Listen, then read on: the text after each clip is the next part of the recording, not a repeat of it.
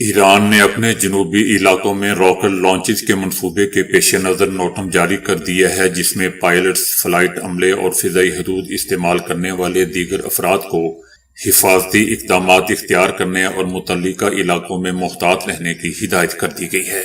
ایران نے اس ہفتے آبنائے ہرمز میں بحری مشقیں بھی کی ہیں، جبکہ جمعرات سے روس کے ساتھ مشترکہ بحری مشقوں کا منصوبہ بھی بنایا گیا ہے۔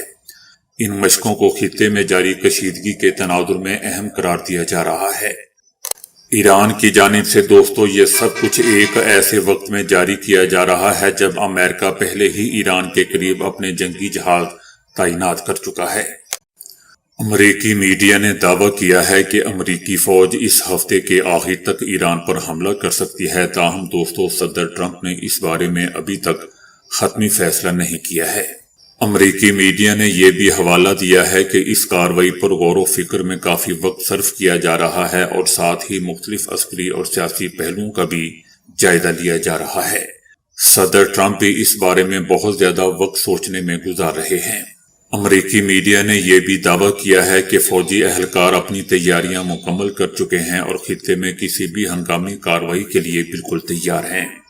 یاد رہے دوستو کہ ایران پر ممکنہ امریکی حملے کے خدشے کے پیش نظر اسرائیل میں سیکیورٹی ہائی الرٹ جاری کر دیا گیا ہے، جبکہ شہریوں کو بنکرز کے قریب رہنے کی ہدایت کی گئی ہے۔ اسرائیلی حکومت نے خدشہ ظاہر کیا ہے کہ امریکی حملے کے جواب میں ایران ممکنہ طور پر اسرائیل پر بھی میزائل حملہ کر سکتا ہے، جس کے پیش نظر شہریوں کو احتیاطی تدابیر اختیار کرنے اور قریبی بنکرز یا محفوظ مقامات سے آگاہ رہنے کی ہدایت کر دی گئی ہے۔ پولینڈ کے وزیر اعظم نے اپنے شہریوں کو فوری طور پر ایران چھوڑنے کی ہدایت کر دی ہے۔ انہوں نے خبردار کیا ہے کہ خطے میں جنگ کے خدشے کے باعث ممکن ہے کہ چند گھنٹوں بعد انخلا ممکن نہ بھی رہ سکے۔ وزیر اعظم کا کہنا تھا کہ پولینڈ کے شہری فوراً ایران سے نکل جائیں اور کسی بھی صورت میں اس ملک کا سفر نہ کریں۔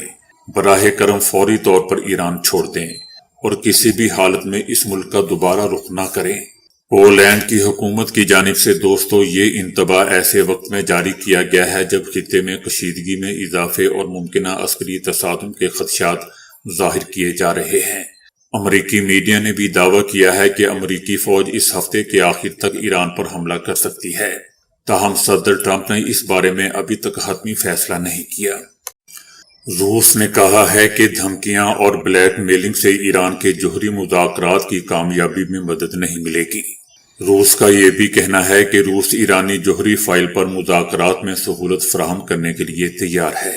روس نے دوستو ایران اور امریکہ کے درمیان مذاکرات کے بارے میں کہا ہے کہ ایران اور امریکہ کے درمیان ہونے والے مذاکرات کا موضوع ایرانی جوہری مسئلے کا حل ہے۔ مذاکرات کے نتائج کی پیشگوئی کرنا غلط ہے۔ روس کا یہ بھی کہنا ہے کہ روس نے پہلے ایران سے اضافی افزودہ یورینیم حاصل کرنے کے لیے اپنی تیاری کا اعلان کیا ہے۔ امریکہ کی وزارت خارجہ کے سابق ترجمان اور سینئر سفارتکار کا کہنا ہے کہ ایران کے خلاف ہر قسم کا فوجی اقدام سنگین نتائج کا باعث بنے گا۔ ان کا کہنا تھا کہ ایران اور امریکہ دونوں بخوبی جانتے ہیں کہ مد مقابل جنگ کے لیے پوری طرح تیار ہے، لیکن ان میں سے کوئی بھی جنگ کا خواہش مند نہیں ہے۔ انہوں نے بھی دوستو عمران خان کی طرح کہا کہ جنگ شروع کرنا بہت آسان ہے، صدر ٹرمپ ایک بٹن دبا کر یہ کام کر سکتا ہے، لیکن اسے ختم کرنا موجودہ حالات کے تناظر میں بہت زیادہ دشوار ثابت ہوگا۔ ان کا کہنا تھا کہ گزشتہ 12 روزہ جنگ سے پہلے کے حالات جب امریکہ نے ایران سے مذاکرات کے دوران سفارتکاری سے غداری کرتے ہوئے اسرائیل کا مکمل ساتھ دیا تھا، اس کا موجودہ حالات سے موازنہ کرتے ہوئے ان کا کہنا تھا کہ ممکن ہے کہ اسرائیل اس امید پر کہ فوجی ٹکراؤ کی صورت میں امریکہ اس کی مدد کو آئے گا، ایران کے خلاف کوئی فوجی کارروائی انجام دے، لیکن توجہ رہے کہ ایران کسی قسم کے فوجی اقدام کا انتہائی شدید اور خوفناک جواب دے گا اور اپنی فوجی طاقت کا بھرپور اظہار کرے گا۔ ایران کے پاس نشانہ بنانے کے لیے بہت سے اہداف موجود ہیں۔ اس بار امریکی کمانڈرز اور صدر ٹرمپ بخوبی جانتے ہیں کہ ایران کا جواب انتہائی وسیع اور تباہ کن ہوگا۔ ان کا کہنا تھا کہ ایرانی موجودہ حالات پر دور اندیشی سے نظر رکھے ہوئے ہے اور یہ ثابت کیا ہے کہ وہ مختلف قسم کے صدمات برداشت کرنے کی بھی صلاحیت رکھتے ہیں۔ اور اس کا جواب بھی دے سکتے ہیں۔ لہذا ایرانی اور مزاحمتی بلاک کے گروہ سمجھتے ہیں کہ وہ خطے میں امریکی مفادات کو اس حد تک نقصان پہنچا سکتے ہیں کہ وقت گزرنے کے ساتھ ساتھ امریکہ ان کے سامنے گھٹنے ٹیک دینے پر مجبور ہو جائے گا۔ یاد رہے دوستو کہ گزشتہ چند دنوں میں ایرانی حکومت نے امریکہ سے ایک نئے معاہدے کے حصول میں سنجیدگی ظاہر کرنے کے ساتھ ساتھ اس بات پر بھی زور دیا ہے کہ وہ اپنے خلاف کسی قسم کی فوجی جارحیت کا منہ توڑ جواب دیں گے۔ سپریم لیڈر آیت اللہ خامنائی نے خبردار کیا ہے کہ امریکہ کی جانب سے فوجی جارحیت کی صورت میں اس پر کاری ضرب لگائی جائے گی۔ سپریم لیڈر کا دوستو یہ بھی کہنا تھا کہ امریکہ اپنی فوج کو دنیا کی طاقتور ترین فوج سمجھتا ہے، لیکن اسے یاد رکھنا ہوگا کہ بعض اوقات دنیا کی طاقتور ترین فوج پر بھی ایسی کاری ضرب لگ سکتی ہے جس کے بعد وہ اپنے پاؤں پر بھی کھڑے ہونے سے عاجز ہو جائیں گے۔ یورپی یونین نے کہا ہے کہ افغانستان میں کوئی نہیں چاہتا کہ عالمی برادری طالبان سے تعلقات منقطع کرے۔ افغانستان کے اندر طالبان کے ساتھ مکمل طور پر تعلقات منقطع کرنے کی کوئی سنجیدہ خواہش نہیں ہے، اور اصولی اور مشروط طور پر اس کے باوجود مسلسل مصروفیت کو ضروری سمجھا جاتا ہے۔ یورپی یونین کا کہنا ہے کہ دنیا نے جب بھی افغانستان کی طرف سے منہ موڑا ہے اسے بڑے نتائج کا سامنا کرنا پڑا ہے۔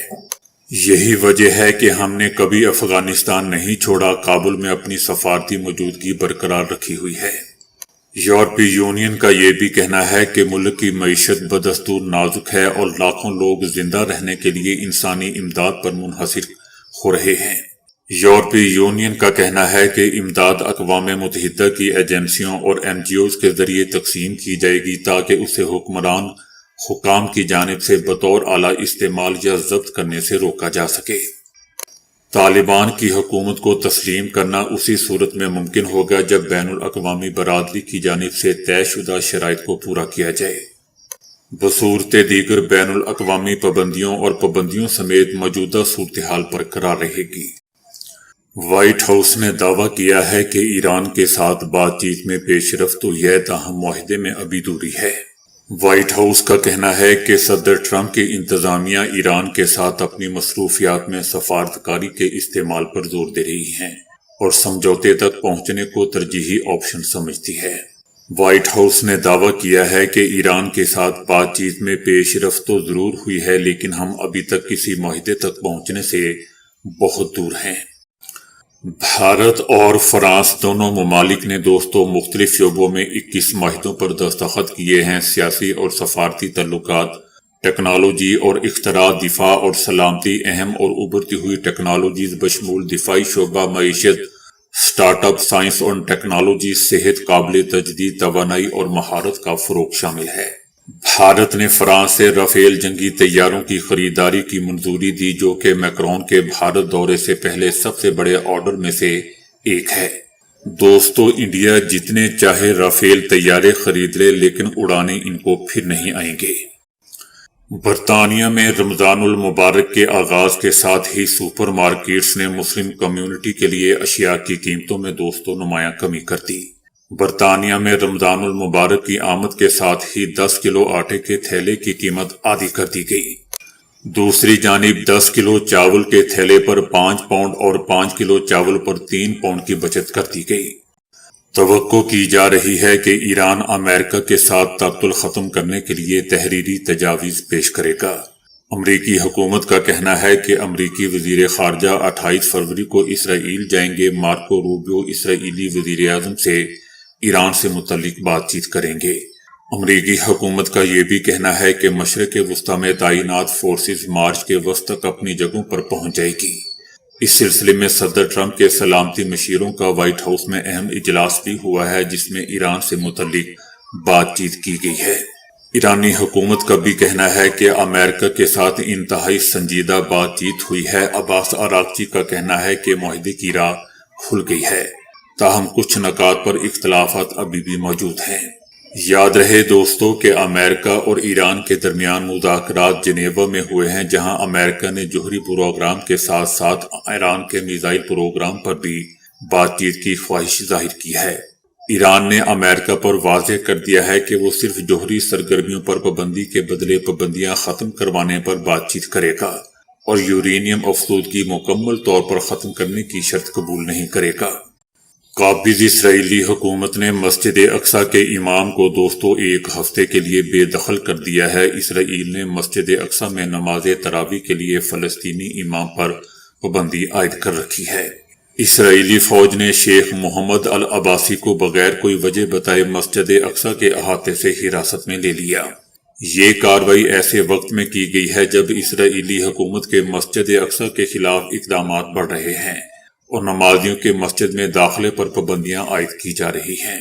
اسرائیلی پولیس کے نئے چیف نے رمضان المبارک کے دوران مسجد اقصی میں یہودی آباد کاروں کے داخلے کا وقت بڑھا کر 5 گھنٹے کر دیا ہے۔